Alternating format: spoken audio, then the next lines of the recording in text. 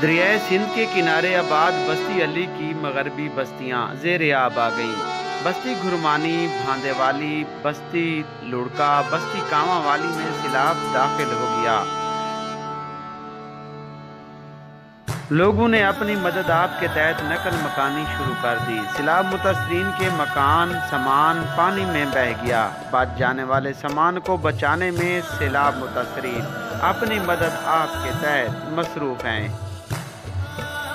सैलाब मुतासरीन का कहना था हमारा इलाका खैबर पख्तूनख्वा में आता है, जो कि दरियाए सिंध के मशरकी किनारे आबाद है। इन ज़्यादातर आबादियों का जो दारो मदार है वो पंजाब के साथ है, क्योंकि पंजाब खुश्क इलाके में पाया जाता है, जबकि खैबर पख्तूनख्वा के एरिए में बहुत ज़्यादा दरियाए सिंध फैला हुआ है, जिसकी वजह से खैबर पख्तूनख्वा से हमारी खबर किसी ने नहीं ली और ना ही पंजाब ने।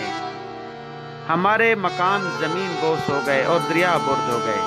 हमारी गंदम, हमारा सामान भी दरिया बुर्द हो गया। बच जाने वाले सामान को किनारे लगाने में अपनी मदद आपके तहत मसरूफ़ हैं, जबकि सैलाब कई फुट तक पानी जमा होने की वजह से अब तो जानों को भी खतरा लायक हो चुका है।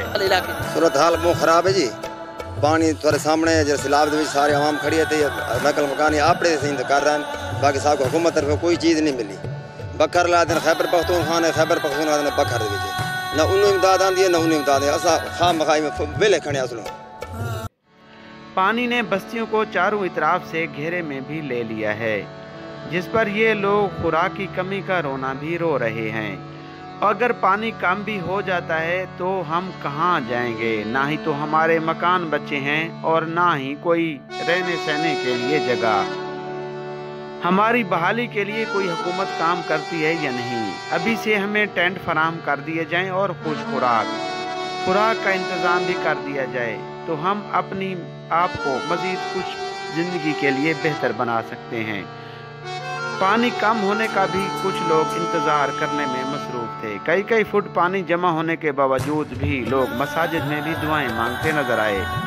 सामान को भी मुख्तलिफ जगह पर इकट्ठा करके ऊंची जगहों पर भी लोगों ने इसी ज़िमर में रखा हुआ था कि शायद पानी कम हो जाए। सैलाब मुतासरीन पानी की कमी की भी दुआ मांगने लगे हैं। वहीं मुखय्यर हजरात और हुकूमतों का भी राह तकने लगे हैं। कैमरा टीम के हमरा असलम बलोच, 12 न्यूज़ नेटवर्क, बखर।